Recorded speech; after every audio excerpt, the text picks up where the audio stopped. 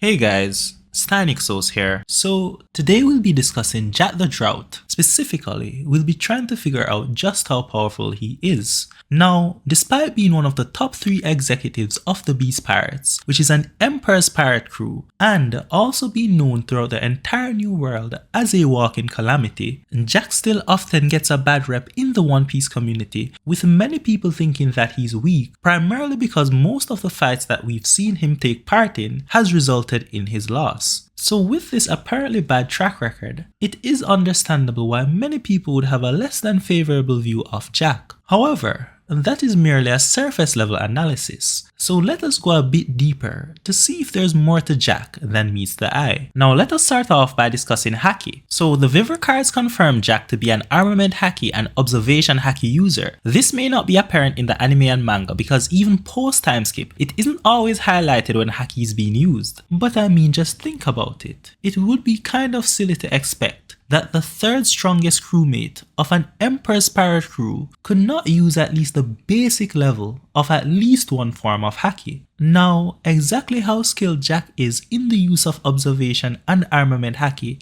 is never fully explored, so we can't really give any definitive statements about that. However, we do know that Jack also possesses the Zao Zao no Mi model Mammoth Ancient Zoan type Devil Fruit, and like all other Zoan type Devil Fruits, this allows him to fully transform into a mammoth or partially transform into a hybrid form between a mammoth and his normal human state. Now, just to establish some perspective here, the tallest human in history according to the Guinness World Book of Records was Robert Wadlow, standing at 2.72 meters tall, and most mammoths that were in existence were not estimated to get bigger than 4.5 meters in height and length. Now Jack, on the other hand, in his normal human form is 8.3 meters tall. That is over 3 times taller than the tallest human in history and close to 2 times the size of most mammoths. And for those of you who watch Naruto and Attack on Titan, that is close to half the size of Gamabunta, who's comparable to a tail beast, and the Beast Titan, who are both confirmed to be 17 meters. And remember, this is Jack in his human form. Now when a Zoan transforms into their full transformation or their hybrid form, they usually get exponentially bigger. So as we can see here, even a mere footprint from Jack's full mammoth form seems to be bigger than a post-time skip Frankie, who is 2.4 meters tall. But how does this all impact the main factors involved in combat? And that is Jack's speed, durability, and attack potency. Well, at a macro level, as we already said, Jack is 8.3 meters tall and thus would already be considered a giant if he were in most other anime worlds. But then stacked onto this is the fact that Jack isn't even a normal human.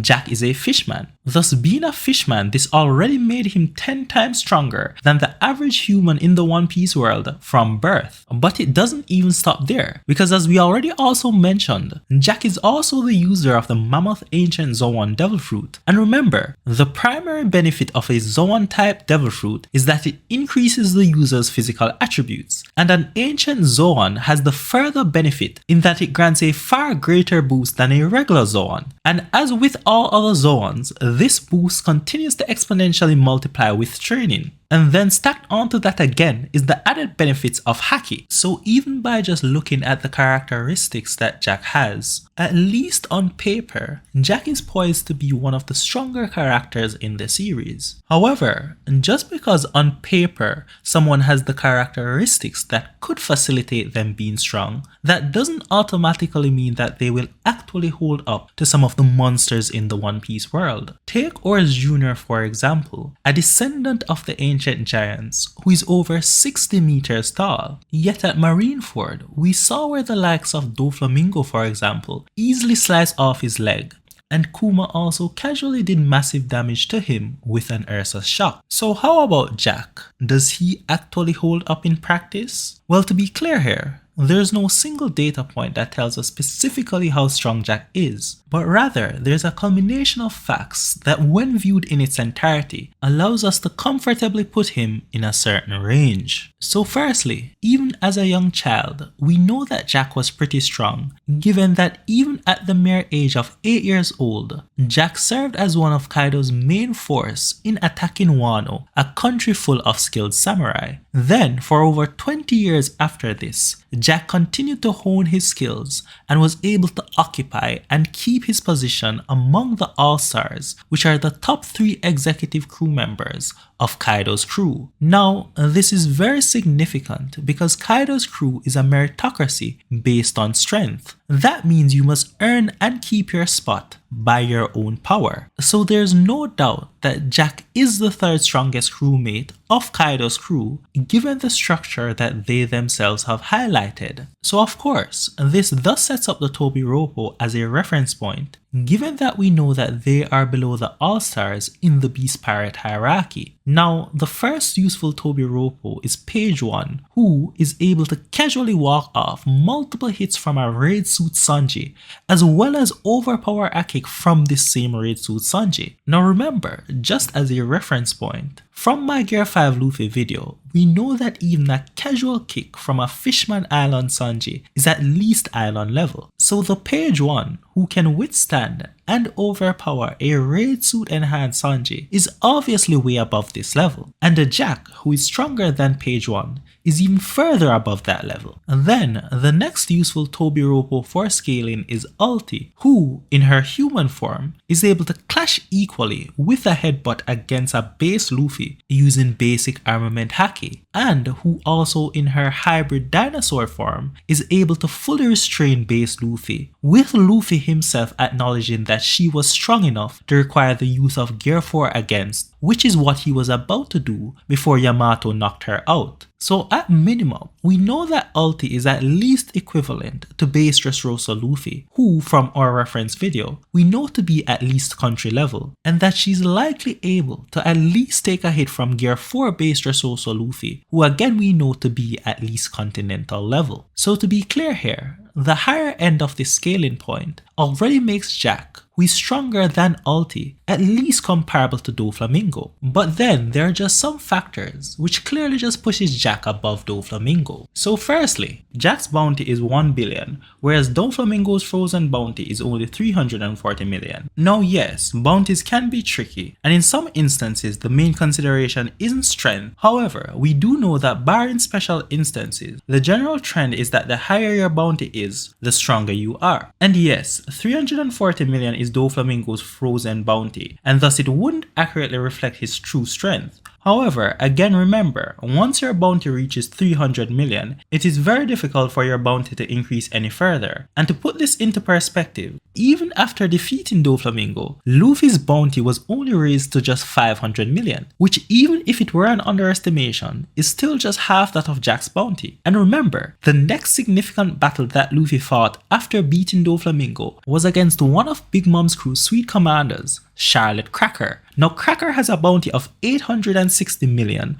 which is still lower than that of Jack's, and again just for reference here, even Big Mom seemed to acknowledge that Cracker is stronger than, or at least equivalent to Doflamingo, given that it was literally stated that knowing that Luffy defeated Doflamingo, Big Mom specifically sent Cracker to go deal with him. And Luffy had to be engaged in a heated battle with Cracker for over 11 hours. Secondly, Jack was actually the one tasked with rescuing Doflamingo. And remember, even Doflamingo is afraid of the Beast Pirates. In his speech to Suru, he literally says that his defeat will unleash the monsters of this world. Now this is an obvious reference to the Beast Pirates, of which Jack is one of the All-Stars or lead performers, which are the 3 top members of the Beast Pirates, only below Kaido, the captain and emperor himself. And then thirdly, Jack also just proved himself against characters who frankly just have way better feats than anything Doflamingo has ever demonstrated. So on Zou, we saw where Jack by himself was able to fight against Dogstrom and Cat Viper for 5 days straight, while they were both alternating every 12 hours without Jack getting to rest. And at Wano yet again, we saw where a heavily injured Jack, by himself until Kaido stepped in, was able to fight against Dogstorm and Cat Viper yet again, but this time while they were in their powered up Sulong form. Now remember, at this point the Scabbards are characters who have demonstrated that they are able to hurt Kaido. This is something that not even a post-Katakuri fight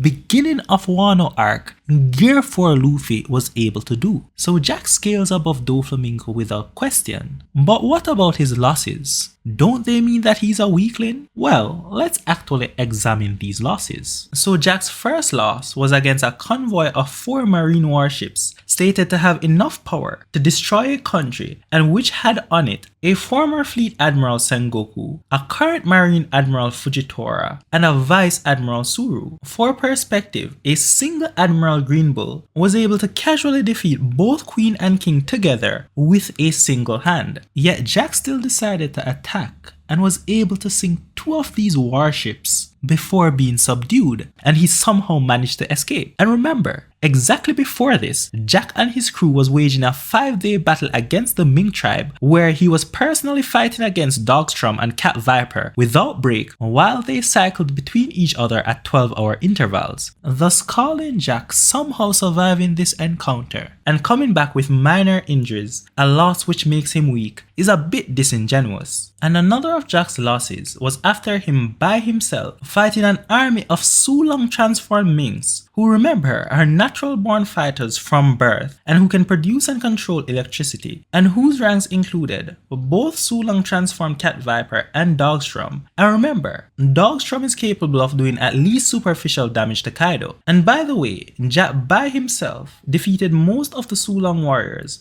that were ganging up on him, and Kaido himself says that the reason that Jack lost was not because he was weak, but rather because the Mings are strong. So again, trying to downplay Jack here is a bit disingenuous. And then we also saw where Jack was able to survive a hit from Zunisha, the over 35 kilometers tall elephant with an island on its back. Again, this is something that not many characters in the series could escape from unscathed, so clearly none of Jack's losses really imply that he is actually weak. As a matter of fact, the circumstances surrounding his losses would rather imply the opposite. So we can be sure that Jack is not below Dressrosa Arc Luffy and Doflamingo, and thus Jack is at least multi-continental in attack potency and durability, and casually faster than Light in all categories. Now unfortunately, we are stuck with this at least value because there are no direct multipliers available here. And I know some of you may want to use bounty differences to try to form multipliers, but I would advise against this, because for example, Queen and King's bounties are just 0.32 and 0.39 times more than that of Jack's. But Jack is so much weaker than them that he has to constantly take verbal abuse from them while being polite, and he can't even look them in the eyes while they are doing it. So for this and many other reasons, it makes no sense to try to use bounties to form even minimum multipliers. Now, when Jack is in his human or hybrid form, Jack is known to use curved shuttle light blades, and he seems to be highly proficient in wielding these blades,